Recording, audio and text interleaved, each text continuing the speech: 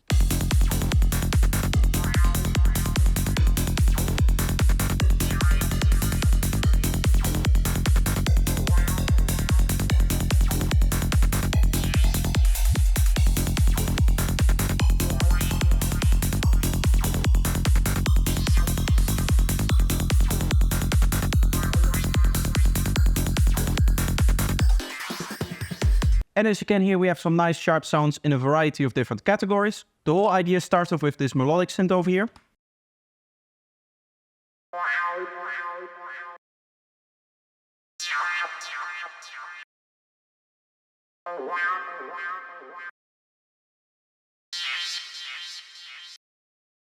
And then we have a bunch of different gritty sounds.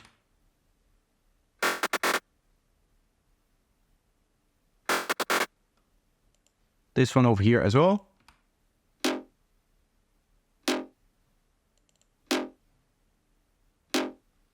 Then we have this really cool sliding effect that works really well with the beat.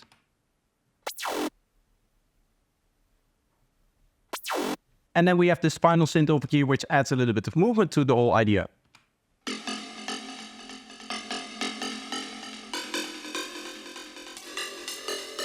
And the whole idea behind these grid synths is that you mainly have sounds that don't really change in terms of the rhythm. And as you can hear, they're all part of the rhythm in a unique way, in a unique part of basically the 2-bar idea that we have here. And then in terms of individual processing, we're not really doing much. We're just doing a little bit of processing on the group, which you can see involves an OTT and a high-pass filter. And one of the characteristics that you'll hear a lot in these kind of grid synths is that they don't really come with any strong delay and reverb. Maybe they'll have a little bit of delay and reverb on a group like this or on individual elements, but you can hear that all of these sounds don't have any delay on them whatsoever. I believe the first and the last one do have a little bit of delay on it. And as you can see on the group, we also have no delay whatsoever. So these middle 3 sounds are not going to have any delay and reverb on them. And that's really because when it comes to grid synths, I like to really think of them as part of the groove and not so much the real interesting synth stuff that we tend to do in the mid-range. Usually I like to look at the synths as the stuff that kind of connects the kick and bass to the drums and does all of the interesting stuff in between. But here with the grid synths, the way that they're made, they're really just responsible for the groove of your track in the same way that the drums and the kick and bass are. Now, you don't necessarily always have to use grid synths throughout your whole track. In fact, I would recommend against doing that. I have done 1 or 2 tracks where the majority of the track actually does involve grid synths. But then what I tend to do is heavily filter them in certain parts or heavily process them in other ways. Sometimes I do like to drain them in delay and reverb in a break, for example. But most of the time what I tend to do is I tend to choose a small part of my track that I want to make a little bit extra groovy than the rest of the track. And then I use these kind of synths to really implement the groove that I want to. Because when it comes to this stuff, you really need to have a groove in mind before you get started. And that is of course because when you're sound designing, one of the things that is very important is actually the MIDI that you're triggering it with. So for example, over here, we have that melodic synth over here.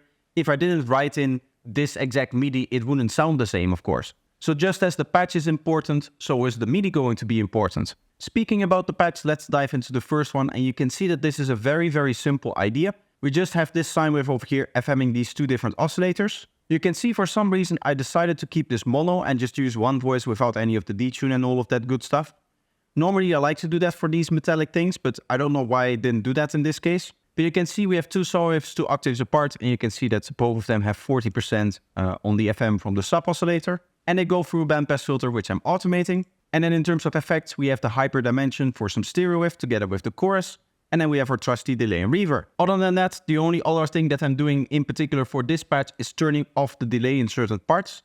So if I go over here and I look at this automation here on this utility, you can see that this is really just used to carve out the exact section of delay that I want. And then when it goes up, it applies this -infinity volume over here. And that means that from this point on, it will be silent. The other automation is of course the filter cutoff. And you can see that this is where I really tried to variate the sound over time. You can see that no 2 automations are exactly the same. And I just wrote this in by hand because personally, I don't really like when I have to record something like this with my MIDI controller. The reason being I'm really bad at timing, and what tends to happen is I tend to then start moving the MIDI controller right after the notes that actually play. So I don't actually get to play in the modulation, I get to play in the part that happens right after the notes that I actually want to like automate. So just drawing it in here is a very easy solution for that, and it will still sound interesting because we're always changing it. That being said though, most of these grid synths are completely static. So for example, this one over here should just be something like a tones from the tones pack, or maybe an FM setup. It does look like a tones from the tones pack, as you can see. Now you can see that we do have one modulation, so it's not entirely static, but it kind of is, because if we look at what this modulation is doing, we can see that it's a 1/2 note here. And then if we look at what the MIDI is doing, we can see that it always triggers the same exact melody, or the same exact rhythm, I should say, in a 1/2 note, in the exact same spot. So each of these playbacks are going to be the same sound, in the sense that the same modulation is going to be applied every time. And that is just so that we have a very solid basis that is always the same and it is easily identifiable, and that is therefore contributing to our groove. The way that I'm using it is that I've set it to the release. So we have some notes that immediately stop, and then we have some other notes that ring out a little bit more. That is a really nice effect. You can hear that first note kind of ringing out, and then those other notes being a little bit more choppy. And of course, all of the tonality of this particular sound is coming from the tones from my tones pack. In this case, both of them are from volume 2, which is the tones pack that I tend to use nowadays. And then one of them is just going through a high pass filter just to alter it a little bit in terms of the sound. To be honest, I don't know how much it actually does.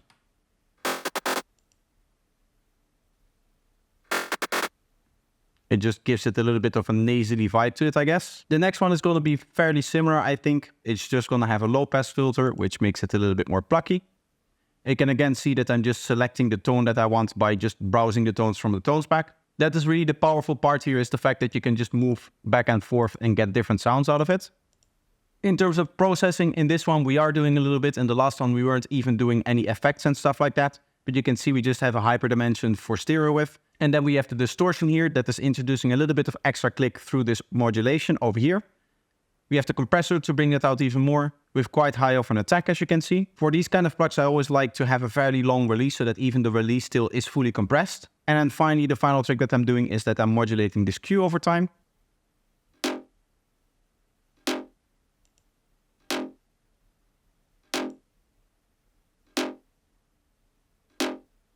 Which you can hear just brings a little bit of extra pluck right at the start of the sound.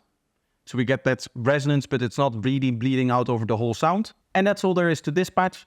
What you'll see when it comes to these patches is that it's all very simple. And that is because when you're doing grid synths and you want to make one element of grid synths, you have to sound design 5, 6 different things. And therefore it is a little bit dumb to spend a lot of time on each of the sounds, because those sounds are going to be very small detail in a much bigger idea. It is a better idea to focus on the idea as a whole. So stuff like the overall groove that you're going to play, the overall processing that you're going to do, as opposed to the very small details of the individual sound. Now, next one is this cool zappy sound over here. Again, what you'll see is that we start with the tones from the tones pack. This is, again, as I said before, because we want to do something quick, having a starting sound that isn't your basic oscillator or something like the basic shapes is very good.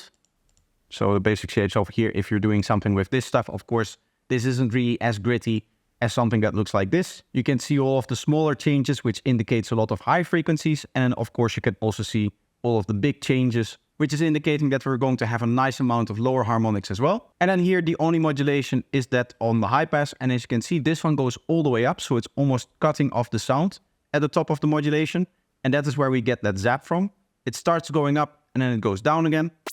You can again see I'm keeping it simple, no effects whatsoever, no other modulations. So let's go into the last patch. And I believe here I did experiment a little bit more, because I wanted to have a really cool FM tone. And I found that by having this square wave an octave lower than my carrier, and then by slightly upping the FM amount over time as well as the filter cutoff, you get this cool rising effect.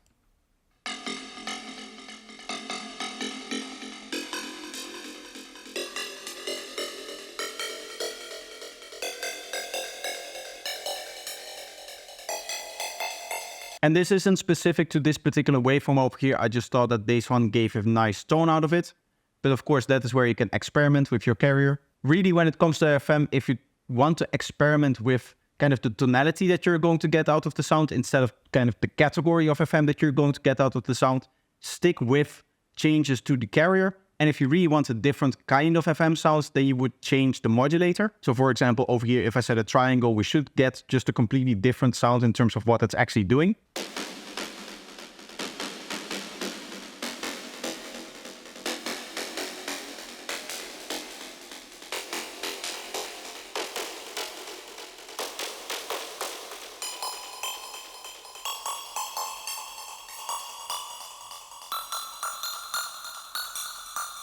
This one is giving different pitches, which is interesting. But if we just change the carrier, what we should find is that the category of FM is going to stay the same. It's just going to have different like tonal variations to that category.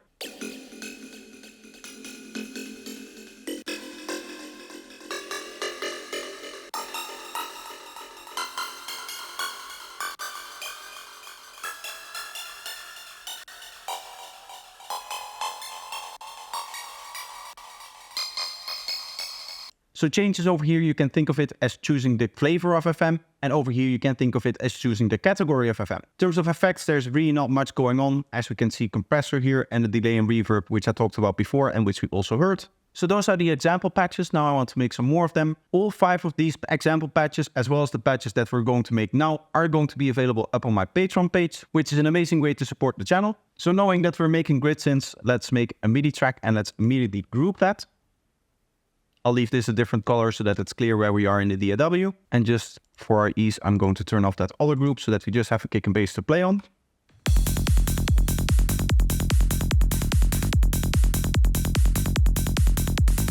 Anyway, let's open up the first Serum over here.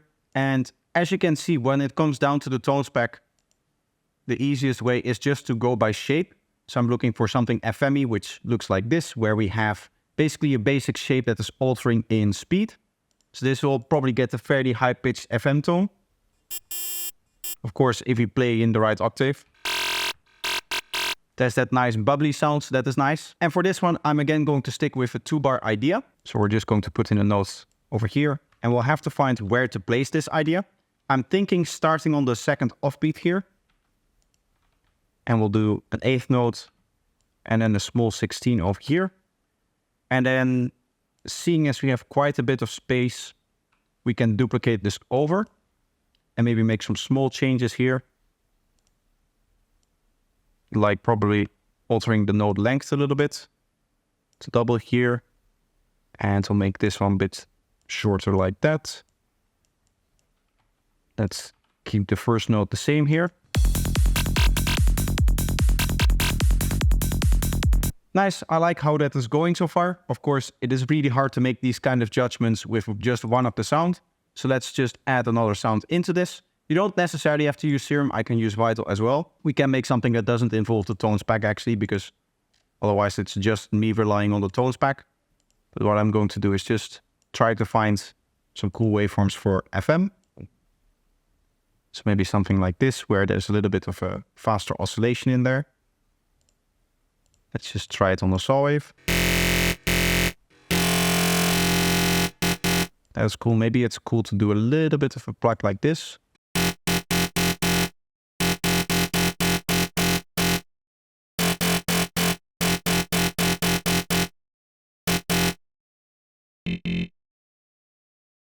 Let's have oscillator 2 go through here, and let's use envelope 3 for the main plug, which is going to come out of the filter. Let's give this a bit more release.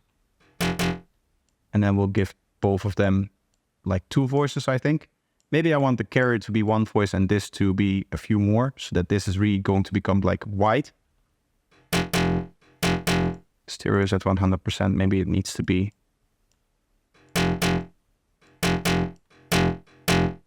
It still feels fairly mono. Maybe we should add the chorus here, because the chorus really stereonizes stuff inside of Vital. I can see the chorus being fairly extreme here. It is working. It's making it actually wider. But it sounds a little bit too strong sometimes. Here we're getting a low frequency that I don't really want.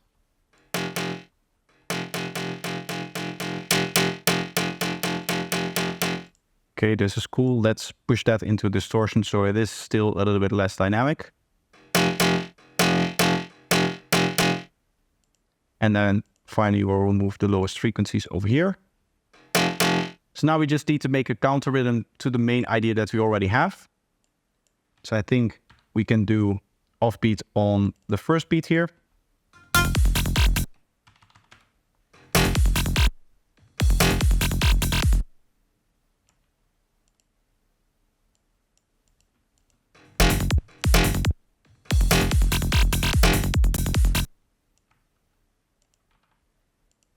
Something like this. This is already really cool, but of course we need to balance this a little bit more. So what I'm going to do is just lower the volume here. I could have done that here actually.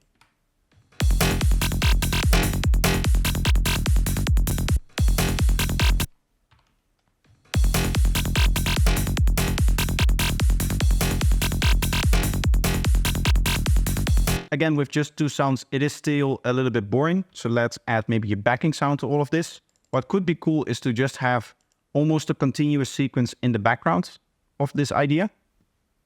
So I'm just quickly going to still do it with the tone spec, just because that is faster. And really for detail sounds like this, it doesn't really matter. We're just going to give it some release, as you can see. And then we'll make our MIDI clip. Honestly, when it comes to this kind of stuff, seeing as we're making psytrance, what tends to happen for me is that I really like to work fast on these ideas. So for example, over here, we could do a rhythm like this and just duplicate that over.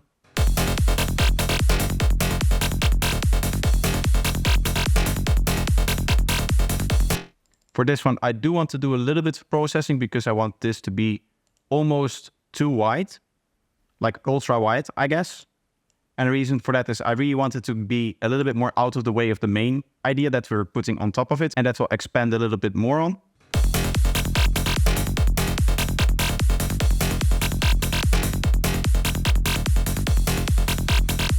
I guess this first one can also use two voices and some detune.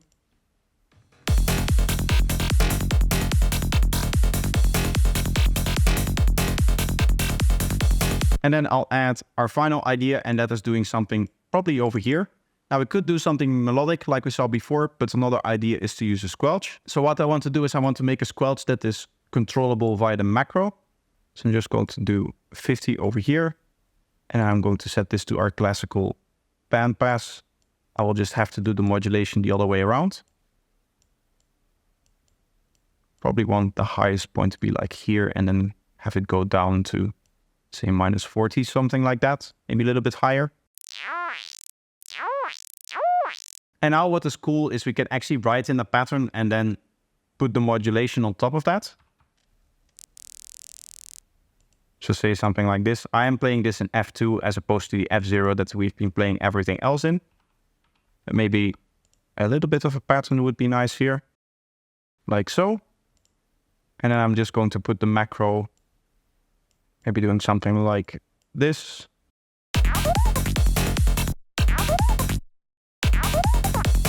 What is of course cool with these kind of ideas is that we take this final squelch thing, and once we duplicate it over, that we write in different automations for every part.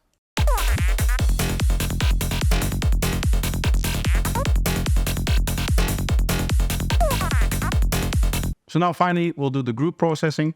And what I want to do is I want to start with an OTT, really because we're using different sound design ideas, and in this case also different VSTs and stuff like that. We want to really compress everything together so that it glues nicely together. And there's no better way of doing that than an OTT because it just compresses the hell out of everything. So we'll probably need around 10 dB of makeup gain for this. Let's have a listen.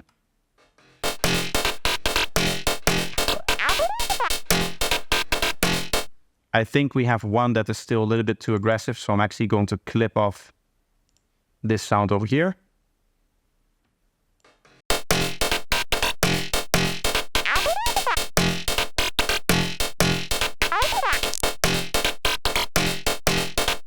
Of course, that is still pretty loud, so we're just going to EQ it, and then we can mix it into the track. Like so.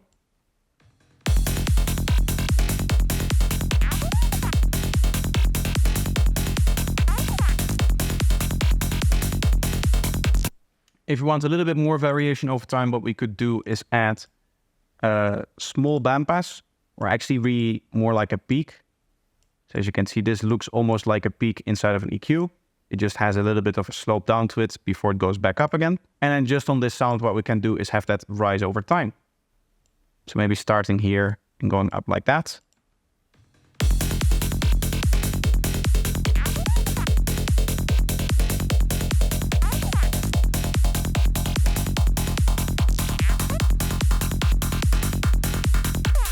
A little bit of extra thing that we can do is add a delay to this.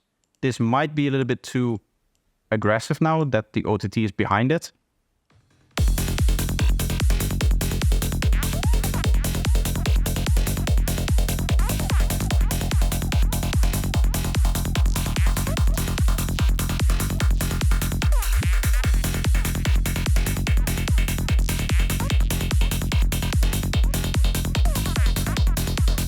I think that will be okay.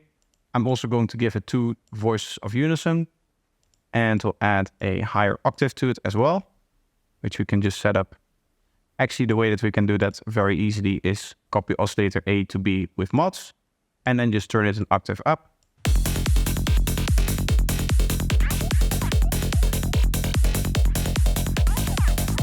In this case, what we could even do is have the lower octave be mono and have the higher octave be stereo.